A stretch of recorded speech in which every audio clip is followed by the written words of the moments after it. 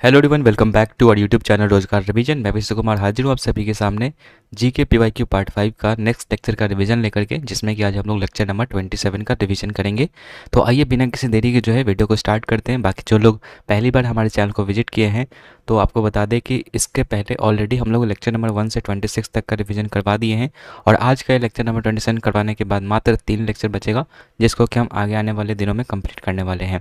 तो एनटीपीसी के पहले ये हो जाने वाला है। तो जो भी लोग यहाँ पर जो है जिनका एग्ज़ाम है, आप कम से कम पीवाईक्यू पार्ट 5 का जो सीरीज़ है उसको आप कंप्लीट करके जाइएगा, अगर आपने सिलेबस नहीं कंप्लीट किया तो, क्योंकि इससे काफ़ी ज़्यादा क्वेश्चंस आपके एग्जामिनेशन में फंसने वाले हैं।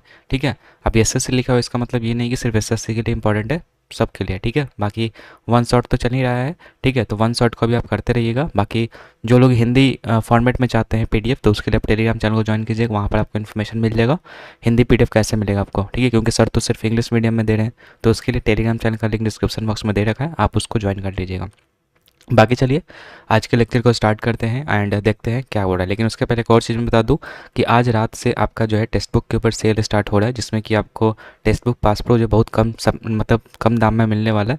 और जो लोग 12 बजे से लेकर के रात 1 बजे के बीच में लेते हैं आज, तो और भी ज़्यादा डिस्काउंट आपको मिल सकता है। तो एक्टिव रहिएगा रात में। ठीक है, मैं आपको दे दूंगा कूपन कोड, तो एसकेफे लगेगा ही, लेकिन मैं लिंक वगैरह दे दूंगा टेलीग्राम के ऊपर या फिर यूट्यूब की कम्युनिटी पोस्ट में, तो वहाँ पे आप एक्टिव रहिएगा 12 बजे के आसपास। ठीक है, चलो स्टार्ट करते हैं आज के इस लेक्चर को एंड पहला क्वेश्चन देखते हैं आज का।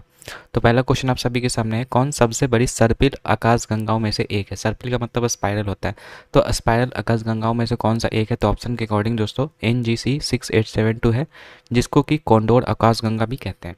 ठीक है, ये आपका जो है सर्पिल आकार का आकाशगंगा है। बाकी हम बात करेंगे अगर हमारी आकाशगंगा कौन सी है, तो ये आपका है मिल्की वे गैलेक्सी, जिसको कि हिंदी में दुग्ध मेखला कहते हैं। और अगर पूछेगा कि हमारे नज़दीक का कौन सा है, तो ये है आपका एंड्रोमेडा गैलेक्सी। ठीक है, बाकी सिग्नस क्या है, तो तारों का एक समूह होता है। ठीक है, मतलब तारामंडल जिसको बोलते हैं। तो सिग्नस एक प्रकार का आपका है जो कि क्रॉस शेप्ड का होता है। ठीक है, और भी होता है, मतलब बहुत सारा होता है, तो ऑलरेडी हम लोग बहुत सारा कवर कर लिए। सिग्नस के बारे में याद रखिएगा, तारों का समूह जो कि क्रॉस आकार का होता है। नेबुला या फिर निहारिका क्या होता है, तो ये घूमता हुआ धूल और गैस का बादल होता है। ठीक है, नेबुला सिद्धांत क्या होता है, तो ये आपका जो इमैनुअल कांत ने सबसे पहले 1755 ईस्वी में दिया था, और उनके अनुसार ये था कि जो नेबुला है वो धूल और गैसों का बादल है, वो काफ़ी तेज़ी से घूम रहा है, और घूमते घूमते जो है हाइड्रोजन और हीलियम ये दोनों जो आपस में मिले, जिससे कि न्यूक्लियर फ्यूज़न हुआ, जिससे कि आपका जो सन बना, जिसमें कि 70% जो पार्ट है आपका हाइड्रोजन है, तो वो हुआ। बाकी जो इसके चारों ओर जो और घूमते घूमते जो है जम गए। ठीक है, तो वो आपका जो है ग्रह बन गए। तो इस तरीके से ये नेबुलर सिद्धांत दिया गया था इमानुएल कांत के द्वारा। इसी को बाद में जो है संशोधित किया था 1796 में लैपलेस ने। ठीक है, तो पहला क्वेश्चन में इतना। आगे बढ़ते बढ़े मध्य अक्षांश रेगिस्तान BW के जिसको डिनोट करते हैं, तो 35 डिग्री से लेकर के कितने डिग्री के उत्तर और दक्षिण के बीच पाए जाते हैं, जो उपोष्णकटिबंधीय उच्च दबाव वाले क्षेत्रों को ध्रुव की ओर है। मतलब देखिए BW के मतलब होता है मध्य अक्षांशीय रेगिस्तान, मतलब जहाँ पर जो है गर्मी पड़ती है। ठीक है, तो ये 35 डिग्री और 60 डिग्री के बीच हो जाएगा फ्रेंड्स। जो 35 डिग्री और 60 डिग्री उत्तर दक्षिण के बीच में जो है ये पाया जाता है। ठीक है, तो ये हो जाएगा 7 डिग्री। बाकी हम देख लेते हैं जो कोपेन का जो जलवायु वर्गीकरण, हालांकि इसके बारे में डिस्कस कर चुके हैं ऑलरेडी हम लोग। 1884 उसमें दिया गया था, जिसको बाद में 1918 में आगे संशोधित भी किया गया था। ठीक है, इनके अनुसार था कि मतलब कैपिटल लेटर्स में जो है अलग अलग कोड किया गया था जो भी मौसम है। ठीक है, उसको जलवायु को। ठीक है, जिसमें ABCDEH है, जिसमें कि बी जो है आपका ये वर्षा के आधार पर था, बाकी जो भी आपका ACDEH, ठीक है, ये सब आपका जो है तापमान के बेसिस पर था। मतलब एच तो छोड़ दीजिए, ACDE ये सब आपका तापमान के बेसिस पर था। कैसा वर्गीकरण करता है, तो ध्यान रखिएगा यहाँ पर जो ए है ये डिनोट करता है आपका उष्णकटिबंधीय क्षेत्र को, जिसमें कि ठंडा महीना जो होता है वो 18 डिग्री सेल्सियस से ज़्यादा नीचे नहीं जाता है। जैसे ये अर्थ है, ठीक है, ये आपका ये इक्वेटर है, तो यहाँ पर ये होता है और इस तरीके से बनता है ना लैटिट्यूड। तो ये वाला जो बीच वाला जो पार्ट होता है उसको क्या बोलते हैं, उष्णकटिबंधीय। तो ये ए वाला रीजन को दिखाता है। ठीक है, बी है आपका शुष्क जलवायु को दिखाता है। ये आपका जो है ये मतलब तापमान के बेसिस पर नहीं होता, ये वर्षा के बेसिस पर होता है, इसलिए यहाँ पर जो कोई तापमान मेंशन नहीं किया गया है। सी है आपका शीतोष्ण गर्म, जहाँ पर जो ठंडा महीना होता है 3 डिग्री सेल्सियस, जो -3 डिग्री सेल्सियस से ज़्यादा और 18 डिग्री सेल्सियस से कम होता है, मतलब इसके बीच में होता है। और डी होता है ठंडे वर्षा में, जहाँ पर जो टेम्परेचर है ठंडे के महीनों में वो -3 डिग्री सेल्सियस से भी कम हो जाता है। ठीक है। ई की बात करेंगे तो ध्रुवीय ध्रुवीय ठंडा होता है, जहाँ पर महीना जो है मतलब सब महीना जो है 10 डिग्री सेल्सियस के अराउंड में रहता है, मतलब 10 डिग्री सेल्सियस के नीचे होता है। तो A B C D E आपने समझ लिया। एक होता है एच, जो कि आपका जैसे जैसे ऊपर जाइएगा वैसे वैसे जो है ठंड आपका बढ़ता जाएगा, तो उसको एच सी डिनोट करते हैं। बाकी डब्ल्यू, जो स्मॉल डब्ल्यू, उसका मतलब होता है विंटर ड्राई, एस का मतलब होता है समर ड्राई, एम का मतलब मानसून और एफ का मतलब फुल बारिश, ठीक है। बाकी ये जो कैपिटल डब्ल्यू है वो रेगिस्तान को डिनोट करता है, और जो कैपिटल एस है वो स्टेपी को डिनोट करता है, ठीक है। जहाँ पर थोड़ी मात्रा में वर्षा होती है, स्टेपी आपको कहाँ पर देखने को मिलेगा, यूरेशिया वाले पार्ट में। बाकी अलग अलग जो कोड है वो दिया गया, जैसे बी एस के किसको डिनोट करेगा, तो मध्य अक्षांशीय स्टेपी को डिनोट करेगा। बी डब्ल्यू एच जो होगा वो उपोष्णकटिबंधीय रेगिस्तान को डिनोट करेगा। बी एस एच जो आपका उपोष्णकटिबंधीय स्टेपी को डिनोट करेगा। बाकी विश्व का सबसे सूखा मरुस्थल याद रखिएगा, आटाकामा डिजर्ट है। अब ये क्यों है यहाँ पर सबसे सूखा, क्योंकि आपको बता दें कि उस वाले क्षेत्र में जो आपका ठंडी धाराएं चलती है, ठंडी धाराएं चलने के कारण जो उसमें नमी की मात्रा जो होती है, ठीक है, वो मतलब बहुत यहाँ पर जो है कम देखने को मिलती है, और इसी कारण से जो है वो वर्षा करने की जो क्षमता है वो कम हो जाती है, इसके कारण से वहाँ पर जो सूखा देखने को मिलता है। तो वही है कि ठंडी धाराओं के कारण जो है ऊपर की हवा को ठंडा कर देती है, जिससे कि नमी धारण करने की जो क्षमता होती है वो कम हो जाती है, जिसके परिणाम स्वरूप बारिश नहीं हो पाता है।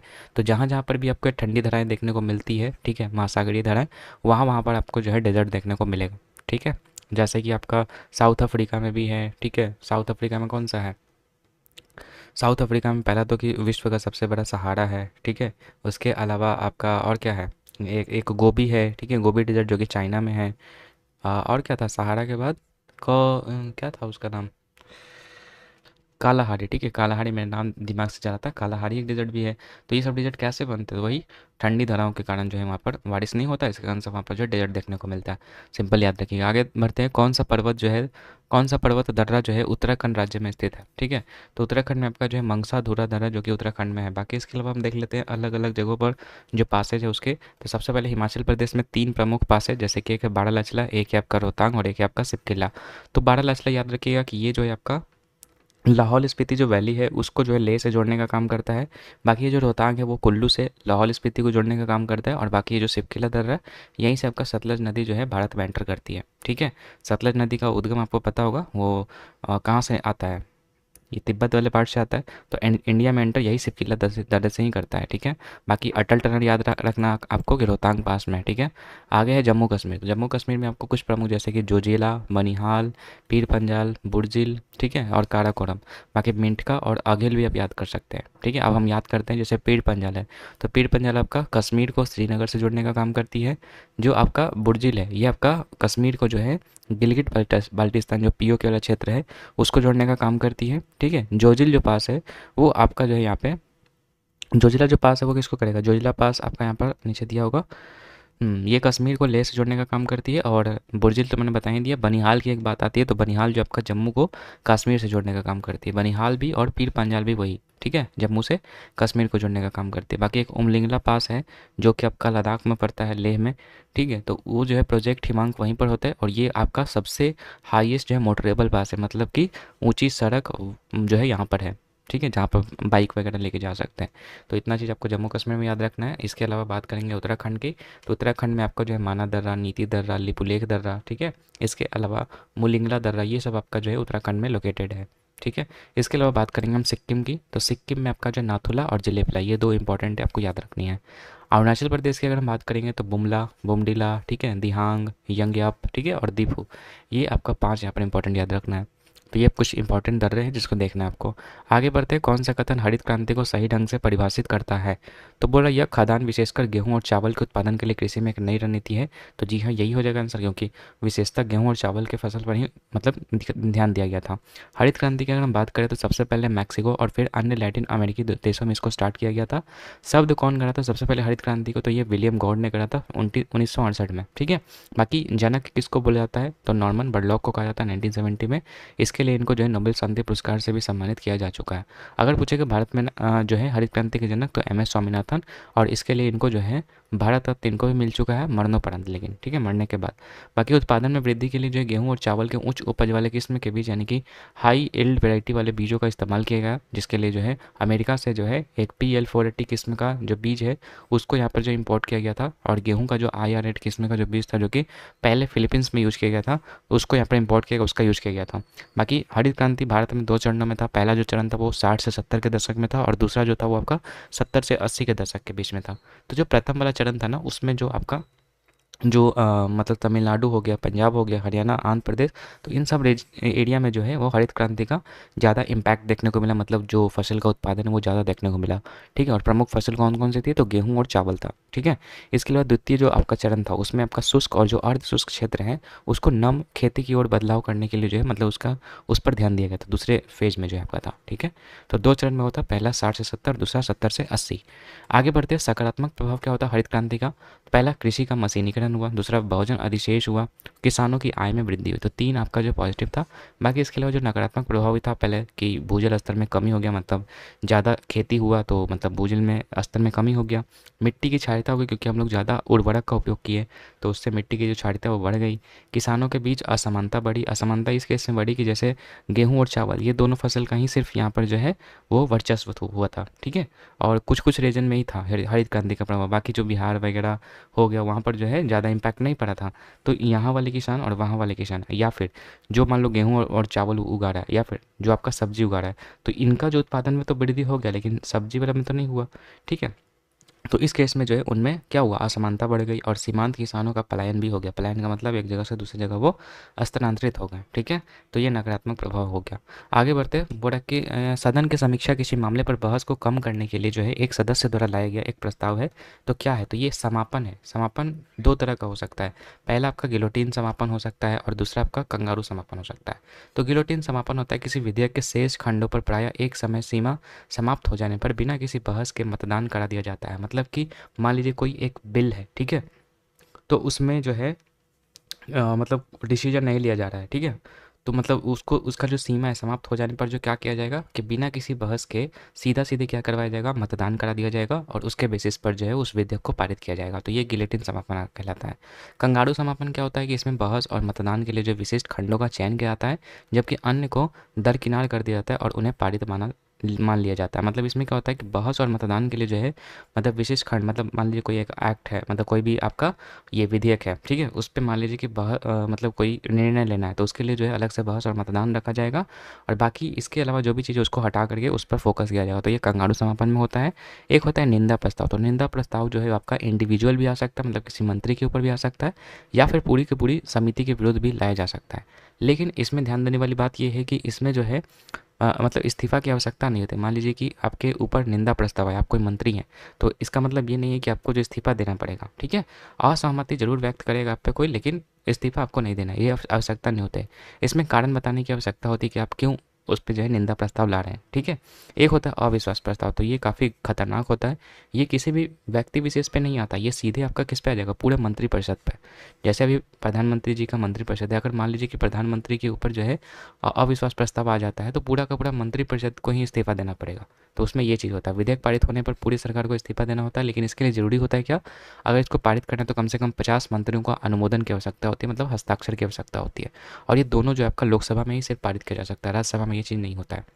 आगे बात करेंगे, सिख आध्यात्मिक गुरुओं में से किसने जहांगीर के विद्रोही पुत्र खुसरो की सहायता दी थी, मतलब शरण दिया था। तो गुरु अर्जुन देव ने जो है दिया था, जो कि 5वें गुरु थे, और इसके लिए जो है गुरु अर्जुन देव की हत्या करवा दिया था यहाँ पर जहांगीर ने। गुरु अंगद देव की अगर हम बात करेंगे तो 1539 से 1552 इनका जो है शासनकाल था। ठीक है, गुरुमुखी लिपि के संस्थापक यही थे और जो गुरु नानक देव जी ने जो आपका गुरु ग्रंथ साहिब लिखा था वो जो आपका इसी गुरुमुखी लिपि में ही आपका जो संकलित किया गया है। तो याद रखिएगा गुरुमुखी लिपि के जो मतलब संस्थापक कौन थे, तो गुरु अंगद देव थे। इसके अलावा बात करते हैं गुरु अमरदास साहिब के बारे में। तो ये अकबर के समकालीन माने जाते हैं। इन्होंने सिखों के लिए जो है आनंद कारज विवाह समारोह की शुरुआत की थी और साथ ही जो पुरुष और महिलाओं के लिए जो धार्मिक मिशनों की मंजी और पीढ़ी प्रणाली को भी स्थापित किया था। इसके अलावा गुरु रामदास के बारे में इंपॉर्टेंट, सबसे ज़्यादा इंपॉर्टेंट कि जो अमृतसर का जो आपका संस्थापक इन्हीं को माना जाता है। ठीक है, अमृतसर का जो स्वर्ण मंदिर है उसका निर्माण का कार्य इन्होंने शुरू करवाया था। 1574 से 81 इनका जो है शासनकाल था। उन्होंने मुस्लिम सूफी मियाँ मीर से हर मंदिर साहिब की आधारशिला रखने का अनुरोध किया था। फिर उसके बाद गुरु अर्जुन देव के बारे में याद रखने, 1581 से 1606 आदि ग्रंथ का इन्होंने संकलन किया था। स्वर्ण मंदिर का जो निर्माण शुरू करवाया था यहाँ पर गुरु रामदास ने, उसको यहाँ पर जो है कंप्लीट करवाया था। बाकी इसमें जो सजावट वगैरह सुंदरीकरण का जो काम है वो राजा रंजीत सिंह ने करवाया था। बाकी मृत्यु कौन कर दिया था इसका, तो ये जहांगीर द्वारा मारा गया था। ठीक है, उन्होंने सिखों के धर्म ग्रंथ जो आदि ग्रंथ का संकलन किया। खुसरो ने उन्हें फांसी मतलब जहांगीर ने उन्हें फांसी पर चढ़ाने का आदेश दिया। इस प्रकार उन्हें शहीद सरताज यानी कि शहीदों का ताज कहा जाता है किसको, गुरु अर्जुन देव को। फिर उसके बाद एक तेग बहादुर साहिब भी थे, गुरु तेग बहादुर, जो 1665 से 1675 तक थे। ये जो है औरंगजेब के द्वारा मारे जाते हैं, क्योंकि ये जो है मुस्लिम धर्म को अपनाने से इनकार कर दिए थे। इस कारण से औरंगजेब जो है इनकी हत्या कर देता है। ठीक है, गुरु तेग बहादुर के बारे में ये भी याद रखिए कि उन्होंने जो आनंदपुर शहर की स्थापना की थी। उन्होंने मुगल शासक औरंगजेब द्वारा हिंदू कश्मीरी पंडित के जबरन धर्म परिवर्तन का विरोध किया और इसके लिए उन्हें प्रताड़ित किया गया और उसको उनको मार भी दिया गया था। ठीक है, तो तेग बहादुर अगर पूछेगा तो औरंगजेब, और अगर पूछेगा यहाँ पर अर्जुन देव तो वो हो जाएगा आपके जहांगीर। तो दोनों में कन्फ्यूजन होता है, तो इसको आप अच्छे से क्लियर कर लीजिए। आगे है, ब्रिटिश भारत को किस गवर्नर जनरल ने राजा राम मोहन राय को सती प्रथा की कानूनी रूप से समाप्त करने में मदद किया था, तो ये थे विलियम बेंटिक। ठीक है, विलियम बेंटिक आपको याद रखना है। इसके अलावा विलियम बेंटिक की अगर हम बात करें, इनका कार्यकाल जो था 1828 से 1835 था। इसने क्या क्या किया था, तो सबसे पहला चीज़ तो याद रखना है कि भारत के प्रथम गवर्नर जनरल थे। ठीक है, 1829 इसमें सती प्रथा के अंत में मदद किए थे, मतलब राजा राम मोहन राय के साथ मिलकर के ख़त्म किए थे इसको। ठगी का दमन किए थे और सर्किट न्यायालय को समाप्त किया था। सर्किट न्यायालय मतलब था कि ब्रिटिश के जो कॉलोनीज थी, ठीक है, वहाँ पर जो है कोर्ट्स वगैरह थी, तो उसको जो है ख़त्म किया गया। आधुनिक शिक्षा का जनक जो इनके किनको माना जाता है, तो मैकुलम मिनट को ही माना जाता है 1835 ईस्वी में। ये इनके शासनकाल में थे। लेकिन देखिए कभी कभी क्वेश्चन आपका जो ऐसे भी आ जाएगा जिसमें कि मैकुले मिनट जो है पूछेगा कि कौन थे, मतलब आधुनिक शिक्षा का जनक किसको कहा जाता है, तो मैकुले भी कभी कभी आंसर दे देगा। ऐसे आपको जो है प्रेफरेंस किसको देना है, विलियम बेंटिक को। ठीक है, क्योंकि यही जो है आपका मैकुलेज मतलब मिनट जो है इसी के शासनकाल में था, लेकिन वास्तव में लाया था कौन, तो मैकुले लाया था। ठीक है, इसलिए उसका नाम मैकुला मिनट था। तो अगर पूछेगा कि कौन लाया था, तो अगर ऑप्शन में विलियम बेंटिक है तो बेंटिक लगाना है, लेकिन नहीं है तो मैकुला मिनट भी सही हो जाएगा, जो कि 1835 में लाया गया था। ठीक है, तो याद रखिएगा। बाकी रिपन की अगर हम बात करेंगे, तो इल्बर्ट बिल जो विवाद हुआ था इसी के शासनकाल में हुआ था। इल्बर्ट बिल में क्या था कि जो भी आपका ब्रिटिश से संबंधित जो कार्यकाल मतलब राजपाट की जो काम होगी वो आपका भारतीय जो क्या हो जाएगा कार्यालय होगा उसमें चलेगा। तो उसलिए जो है इस बिल को मतलब रिपन ने लाया जरूर था, लेकिन विवाद हो गया था, मतलब उसको वापस फिर लेना पड़ा था रिपन को। इसके अलावा वर्नाकुलर प्रेस एक्ट निरस्त किया गया। ठीक है, आर्म्स जो एक्ट था 1882 ईस्वी में, उसको भी ख़त्म कर दिया गया था 1882 में। ठीक है, फर्स्ट समकालिक पूर्ण जनगणना जो है इन्हीं के शासनकाल में होता है 1881 में, रिपन के काल में। स्थानीय स्वशासन के जनक इनको कहा जाता है। हंटर कमीशन ये वो वाला नहीं है जो जलियांवाला बाग हत्याकांड के बाद हुआ था, ये दूसरा है। ठीक है, ये शिक्षा से संबंधित है। तो ये आपका आया था रिपन के काल में। और फैक्ट्री अधिनियम आया था 1881 ईस्वी में। ठीक है, कर्जन की बात करेंगे तो सबसे इंपॉर्टेंट बंगाल का विभाजन इसके शासनकाल में हुआ था। भारतीय विश्वविद्यालय अधिनियम भी इसी के शासनकाल में हुआ। कलकत्ता निगम अधिनियम आया था। कर्जन किचनर विवाद हुआ था इसी में। ठीक है, युवा पति मिशन जो है जो कि आपका भेजा गया था ये तिब्बत वाले क्षेत्र में, तो ये भी आपका इसी के शासनकाल में था।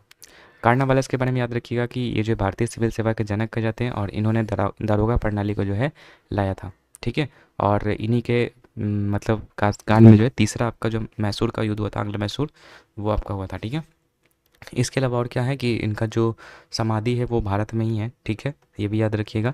इसके अलावा उस मुगल सम्राट की पहचान करें जिसे अपने पुत्रों के बीच उत्तराधिकारी के युद्ध के बाद शेष जीवन आगरा में कैद करना पड़ा था, तो ये आपका शाहजहाँ। ठीक है, शाहजहाँ को जो है कैद कर दिया था इसके पुत्र जहांगीर ने। 1628 से 1658 इसका शासनकाल था। इसने मोती मस्जिद का भी निर्माण करा था आगरा में। ठीक है, और दिल्ली वाला अगर पूछेगा मोती मस्जिद तो औरंगजेब, और अगर पूछेगा लाहौर वाला तो ये आपका जहांगीर। ठीक है, शाहजहाँ का पुत्र था जहांगीर और जहांगीर का पुत्र था औरंगजेब, ऐसे याद कीजिएगा। ये आपका कार्यकाल। आगे है शाहजहाँ के समय के यात्री कौन कौन थे, तो याद रखिएगा बर्नियर, टेवर्नियर और मनुची जो कि इटली के थे। तो ये सब थे आपके शाहजहाँ के समय में यात्री। बाकी शाहजहाँ ने मयूर सिंहासन का निर्माण करवाया था, जिसको कि जो आपका ये नादिर शाह था इसके द्वारा लूट लिया गया था। बाकी ताजमहल का निर्माण शाहजहाँ ने करवाया था, ये तो आपको पता होगा। आगे है गांधी जी ने किस आंदोलन सत्याग्रह के दौरान जो है करो या फिर मरो का नारा दिया था, तो भारत छोड़ो आंदोलन जो हुआ था आपका 1942 के आसपास में, तो उस समय जो है आपका ये दिया गया था गांधी जी के द्वारा करो या मरो का नारा। बाकी क्रिप्स मिशन एक आया था 1942 में, जिसमें कि सर स्टफर्ड क्रिप्स की अध्यक्षता में आया था। उसमें यह था कि डोमिनियन स्टेटस जो है राज्य को दिया जाएगा और एक भारतीय संघ की स्थापना किया जाएगा। अंग्रेजी सरकार ने ये प्रस्ताव रखा था क्रिप्स मिशन में। और ये भी बोला गया था कि संविधान निर्मात्री परिषद द्वारा निर्मित संविधान जिन प्रांतों को स्वीकार नहीं होगा, मतलब मान लीजिए कि जो गठन होगा, ठीक है, उसमें अगर जो भी प्रांत स्वीकार नहीं हुआ तो वो उस भारत से क्या हो जाएगा, अलग हो सकता है। तो क्रिप्स मिशन का विरोध हुआ था, क्रिप्स मिशन सक्सेसफुल नहीं हो पाया था। ठीक है, याद रखिए 1942 ईस्वी में। उसके बाद भारत छोड़ो आंदोलन 1942 में चला था, जो कि बिना किसी नेतृत्व का आंदोलन था, कोई भी इसमें नेता नहीं थे। लेकिन अरुणा आसफ अली जो थे उन्होंने इसको आगे बढ़ाया था। ठीक है, गांधी जी ने इसी बीच करो या मरो का नारा दिया था और ग्वालियर टैंक में भारतीय ध्वज भी फहराया गया था। बाकी इसी बीच जो है भूमिगत गतिविधियां भी चल रही थी कहीं कहीं पर। तो उषा मेहता एक थे जो कि भूमिगत रेडियो चलवाए थे बॉम्बे में। ठीक है, एंड साथ ही साथ समानांतर सरकारी भी स्थापित हुई थी। तो बलिया में आपका चित्तू पांडे याद रखना है, तागलुक में आपका जातिया सरकार, ठीक है, तामलुक में, सतारा में आपका प्रति सरकार जिसमें कि वाई बी चौहान और नाना पाटिल जो है इंक्लूड थे। ठीक है, तो ये अलग अलग समानांतर सरकारी स्थापित की गई थी, तो इसको याद करना है आपको। इसके अलावा पहले दिन सभी नेता गिरफ्तार कर लिए गए, जो भी आपका असहयोग आंदोलन चला गया था तो उसमें सारे नेता को गिरफ्तार कर लिया गया और यह एक नेतृत्वहीन आंदोलन था। अरुणा आसफ अली ने कांग्रेस कार्य समिति की अध्यक्षता की थी। आगे बढ़ते हैं। कौन सा पादप जगत को लीवरवर्ट्स और मॉसेस से में विभाजित किया गया, मतलब लीवरवर्ट्स और मॉसेस जो है किस फाइलम से बिलोंग करते हैं। तो ये आपका पादप से तो करते हैं, लेकिन पादप में भी कई तरह का होता है। तो थैलोफाइटा होता है, ब्रायोफाइटा। तो ब्रायोफाइटा यहाँ पर जो है करेक्ट आंसर हो जाएगा। इसके और एग्जाम्पल है मॉसेस, लीवरवर्ट, हॉर्नबिट, रिक्किया और फ्यूनेरिया, ये सब आपके जो है ब्रायोफाइटा से बिलोंग करते हैं। जिसमें कि आपका अंग तो होते हैं, लेकिन उसमें जो है दो तरह के होते हैं, एक आपका जाइलम रहित होता है और एक आपका जाइलम सहित होता है। ठीक है, इसको क्या कहते हैं, पादप जगत का उभयचर के नाम से भी जानते हैं इसको। ठीक है, आगे बढ़ते हैं। कौन सा पौधे की जड़ प्रणाली के मुख्य कार्यों में शामिल नहीं होता है।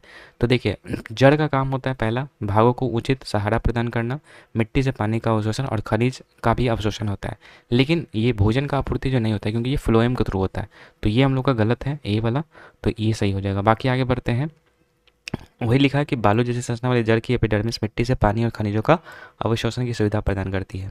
आगे 4f कक्षक में उपस्थित इलेक्ट्रॉन के लिए जो है 4 क्वांटम संख्याएं क्या है। क्वांटम संख्या, क्वांटम नंबर की अगर हम बात करेंगे तो ये होता है एन, एल, ठीक है, इसके अलावा एम और इसके अलावा होता है एस। ठीक है, तो इसमें हमको बताना है कि ये नंबर जो है वो किस तरीके से होता है। ऑप्शन तो आप देख रहे हैं, लेकिन कैसे होता है थोड़ा सा ये आप समझिएगा। देखिए 4f बोला है यहाँ पर, 4f। ठीक है, आपने ऑर्बिटल के बारे में पढ़ा होगा, एस पी डी एफ, इस तरीके से ऑर्बिटल होता है। ठीक है, इसमें आपका जो है क्या होता है, आपका क्वांटम नंबर्स होती हैं। ठीक है, जिसको कि एन, एल, उसके अलावा आपका एम और एस होता है। ठीक है, एन, एल, एम, एस। तो ये कैसे डिनोट किया जाता है, तो देखिए इसमें जो 4f लिखा हुआ है, तो ये नंबर जो लिखा हुआ है ना, ये आपका n को डिनोट करता है, यानी कि n इज इक्वल टू 4 हो जाएगा। ठीक है, अब ये l क्या होता है, तो l आपका होता है यहाँ पर जो ये हर एक जो ऑर्बिटल होता है उसके अनुसार लगता है। तो s ऑर्बिटल में अगर है तो यहाँ पर जो है 0 होता है, इसका 1 होता है, इसका 2 होता है, इसका 3 होता है। तो अगर हम बात करेंगे यहाँ पर 4f है। ठीक है, 4f है यानी कि f को डिनोट कर रहा है, तो f किस में आता है, f 3 को डिनोट कर रहा है, यानी कि l का वैल्यू क्या हो जाएगा, 3 हो जाएगा। इसके अलावा m क्या होता है, m जो होता है वो -l से लेकर के +l तक के बीच का जो वैल्यू होता है वो होता है। तो -3 से लेकर +3 के बीच में आप देख लीजिए ऑप्शन के अकॉर्डिंग मात्र इसी में दिख रहा है, यानी कि m इक्वल टू +1, तो ये वाला हो सकता है। ठीक है, इसके अलावा s जो होता है वो -1/2 हो सकता है या तो +1/2 हो सकता है। तो यहाँ पर जो है आपका ऑप्शन के अकॉर्डिंग देखा जाए तो ए नंबर सही है। आपने समझ लिया कैसे आपका जो ये होता है। आप ये बस समझ लीजिएगा कि n जो होता है वो आपका पहले वाला जो नंबर होता है वो डिनोट करता है, जिसको कि हम लोग जो क्या कहते हैं, इसको जो मुख्य क्वांटम संख्या बोलते हैं। ठीक है, यह संख्या कक्षीय संकेतन के पहली संख्या है जो इलेक्ट्रॉन और ऊर्जा स्तर या सेल को दर्शाती है। ठीक है, तो ये है। बाकी इतना चीज़ आपको समझने का जरूरत है नहीं, बस जो भी मैंने बता दिया यहाँ पर आई होप कि आपको समझ में आ गया। फिर से मैं बताता हूँ, एन क्या होता है, जो नंबर होता है उसको डिनोट करता है। एल क्या होता है, एल होता है जो आपका हार्ड में फिक्स होता है, जैसे अगर एस है तो 0, पी है तो 1, डी है तो 2, एफ है तो 3। तो यहाँ पर एफ है तो एल का वैल्यू क्या हो गया, 3 हो गया। एम जो होता है वो -l से लेकर के +l, एल का वैल्यू जो भी आया 3 आया, तो एम का वैल्यू -3 से लेकर के +3 के बीच में कुछ भी हो सकता है। तो अगर ऑप्शन में यहाँ पर हम लोग का 0 भी होता ना तो भी हम लोग का सही हो जाता। +4 नहीं हो सकता क्योंकि 3 से ज़्यादा हो जाएगा, -4 नहीं हो सकता क्योंकि ये 4 से ज़्यादा हो जाएगा, 2 हो सकता है, लेकिन बाकी के भी तो ऑप्शन देखने हैं ना हम लोग के। ठीक है, तो इसलिए यहाँ पर जो है ए नंबर सही है। तो एम आपने समझ लिया, -l से लेकर +l, और एस क्या होता है -1/2 भी हो सकता है और +1/2, दोनों में से कोई एक हो सकता है। तो इतना आप देख लीजिएगा तो फिर ऑप्शन के अकॉर्डिंग ये एलिमिनेट हो जाएगा। ठीक है, तो ये आपको समझ लेना इस तरीके से जो आपका होता है। तो इतना मैं कुछ आपको बता नहीं रहा हूँ, सिंपल आई होप कि आपको समझ में आ गया होगा सारा चीज़। आगे बढ़ते बोला किन पंचवर्षीय योजना अवधि में पहाड़ी क्षेत्र विकास कार्यक्रम की शुरुआत की गई थी। तो ये आपका 5वीं पंचवर्षीय योजना, जिसमें कि आपका गरीबी उन्मूलन ये सब आपका जो है मेन फोकस था। तो ये 5वीं पंचवर्षीय योजना से रिलेटेड है। ठीक है, बाकी चौथी पंचवर्षीय योजना की बात करेंगे तो 69 से 74 के बीच में चला था। इस समय की जो प्राइम मिनिस्टर थी इंदिरा गांधी थी। ठीक है, उद्देश्य क्या था, वही स्थिरता के साथ आर्थिक विकास, क्योंकि पिछला जो 3rd ईयर 5 ईयर प्लान था उसमें जो है काफ़ी हमको अनसक्सेसफुल देखने को मिला था वो चीज़। तो इसलिए इस बार जो स्थिरता के साथ आर्थिक विकास, ये मतलब उद्देश्य था इसका। परिवार योजना लाया गया, 14 बैंकों का राष्ट्रीयकरण किया गया 1969 में। पहला परमाणु परीक्षण जो कि स्माइलिंग बुद्धा टेस्टिंग किया गया था, ठीक है। और रुद्र एलन मॉडल या फिर गार्डियल मॉडल मॉडल पर ये बेस्ड था। ये भी आपका जो है असफल रहा, क्योंकि इसमें लक्ष्य जो था वो 5.7% तक का था, लेकिन हम लोगों ने प्राप्त किया मात्र 3.3%। तो इसलिए ये भी आपका असफल होता है, क्योंकि इसी बीच आपका भारत पाकिस्तान युद्ध भी हो जाता है 1971 में। तो बड़ा रीजन बताया जाता है इसको। बाकी 78 के बाद 2 साल का जो है आपका रोलिंग प्लान आता है 1978 से 80 के बीच में, जिसमें प्राइम मिनिस्टर जो था मोरारजी देसाई, जो कि जनता सरकार आ गई थी। तो इसलिए ये 2 साल चला था, ठीक है। इसमें रोजगार पर विशेष ध्यान दिया गया था। प्रतिपादन इसके कौन किया था, तो गुन्नार मेटल ने किया था। लागू करने का श्रेय जो है आपका डीटी लकड़ावाला को जाता है। आगे छठी पंचवर्षीय योजना की, पाँचवीं पंचवर्षीय योजना हम लोगों ने ऑलरेडी देख लिया, तो इसको नहीं देखेंगे। छठी पंचवर्षीय योजना की बात करेंगे तो 80 से लेकर के 85 इसका है time period. Prime minister Indira Gandhi थी, ठीक है। गरीबी निवारण तथा रोजगार सृजन पर बल दिया गया इसमें। आर्थिक विकास था, ठीक है। प्रौद्योगिकी का आधुनिकीकरण किया गया इसमें। लक्ष्य 5.2% तक का था, लेकिन हम लोगों ने अचीव किया 5.7%। तो ओवरऑल ये जो हम लोग का सफल माना जाता है। और इसी बीच आपका नाबार्ड का स्थापना किया जाता है जुलाई एंड 1982 में, ठीक है। आठवीं पंचवर्षीय योजना की बात करेंगे तो 1992 से 1997 के बीच में चला था। इस समय के जो प्राइम मिनिस्टर थे पीवी नरसिम्हा राव थे, ठीक है। नई संकेतक नीति जो है लाएगा इसी में।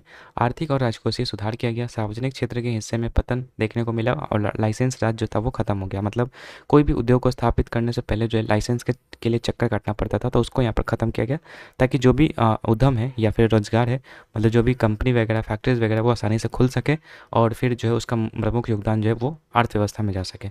तो ये चीज़ किया गया। तो ये भी आपका लक्ष्य रखा गया था 5.6% तक का, लेकिन अचीव किया गया 6.8%। तो ये भी हम लोग का जो है सफल माना जाता है, ठीक है। आगे बढ़ते, सरकारी बजट में राजस्व घाटा क्या होता है। तो राजस्व घाटा होता है राजस्व पर व्यय की अधिकता, जिसमें ऋण पर ब्याज भुगतान भी शामिल होता है। जैसे ये आपको समझ में नहीं आया होगा, ठीक है, मैं आपको यहाँ पर समझाता हूँ। देखिए, डेफिसिट जो होता है वो कई तरीके से हो सकता है, ठीक है। तो उसको देखेंगे। सबसे पहले देख लेते हैं यहाँ पर सरप्लस बजट क्या होता है, ठीक है। हम डेफिसिट भी देखेंगे, लेकिन सबसे पहले सरप्लस बजट देख लेते हैं ये क्या होता है। तो सरप्लस बजट तब होता है जब आपका जो इनकम होता है, मतलब सरकार की इनकम जो होती है वो खर्च से क्या होती है, ज़्यादा होती है, जो कि कभी पॉसिबल नहीं होता है, ठीक है। तो ये सरप्लस बजट आपने समझ लिया कि इसमें जो इनकम ज़्यादा होगा खर्च कम होगा। एक होता है बजट घाटा। घाटा हो गया मतलब कि जितना आपका इनकम था उससे ज़्यादा हो गया आपका खर्चा, ठीक है। मतलब खर्चा ज़्यादा हो गया, इनकम कम हो गया, तो वो आपका बजट घाटा या फिर डेफिसिट बजट कहलाता है। व्यय क्या होता है, व्यय जब होता है जब आपका प्राप्ति यानी कि इनकम जो होता है, मतलब सॉरी, संतुलित बजट कब होता है, जब आपका व्यय जितना होता है उतना ही आपका प्राप्ति होता है। मतलब ऐसा कभी भी होता नहीं है, लेकिन एक्चुअल में ये कभी होता नहीं है, इसको करना पड़ता है। जैसे मान लो कि इस साल का बजट तैयार किया गया, जो भी आपका है कि मतलब 10 करोड़ रुपए जो खर्च किए जाएंगे, ठीक है। और 10 करोड़ खर्च करने थे, लेकिन आपके पास पैसे कितने हैं, 9 करोड़ रुपए हैं, ठीक है। तो इस केस में बराबर तो नहीं है ना, तो यही 9 करोड़ है। 1 करोड़ जो है ये लोन लेती है, ठीक है। लोन लेकर के जो है इसको 10 करोड़ पूरा करती है। इस कारण से ये फिर आपका जो है संतुलित बजट कहता है, लेकिन एक्चुअल में होता नहीं है, करना पड़ता है इसको, ठीक है। तो ये आपने समझ लिया, इस तरीके से होता है। बाकी घाटा के प्रकार की हम बात करेंगे तो बजटीय घाटा हो सकता है, राजस्व घाटा हो सकता है और राजकोषीय घाटा हो सकता है। तो राजस्व घाटा कब होता है, जब राजस्व के खर्चे में से जो है आप राजस्व की जो प्राप्ति है उसको माइनस कर दीजिएगा, तो आपको जो राजस्व घाटा मिल जाएगा। और अगर राजकोषीय घाटा अगर निकालना है तो इसमें आपको कुल खर्चों में से जो सरकार की कुल आय कैसे कैसे निकलती है, तो आपका राजस्व की प्राप्ति हो गया, ठीक है। राजस्व प्राप्ति में क्या हो गया, जैसे कि आपका टैक्स वगैरह हो गया, या फिर कोई मतलब ऐसा है कि मतलब रेलवे टिकट हो गया, ये मतलब ये सब हो गया। तो उससे प्राप्त हुआ जो आय, ठीक है, ऋण की वसूली से प्राप्त आय और अन्य प्राप्ति, तो ये सबको जोड़ करके कुल खर्चे में से घटा दीजिएगा तो राजकोषीय घाटा आ जाएगा। वही सेम चीज़ यहाँ पर भी ये चीज़ लिखा गया शॉर्ट में, ठीक है। तो हमसे पूछा था क्या, सरकारी बजट में राजस्व घाटा। तो राजस्व घाटा आपने समझ लिया कि राजस्व खर्चे जितने भी होंगे ना उसमें से राजस्व प्राप्ति को घटा देंगे। अब देखिए, खर्चा को पहले इसलिए रखते हैं क्योंकि खर्चा हमेशा ज़्यादा ही होता है, ठीक है, और प्राप्ति बहुत कम होता है। इनकम कम होता है और खर्चा ज़्यादा होता है, तब तो आपका घाटा होगा ना।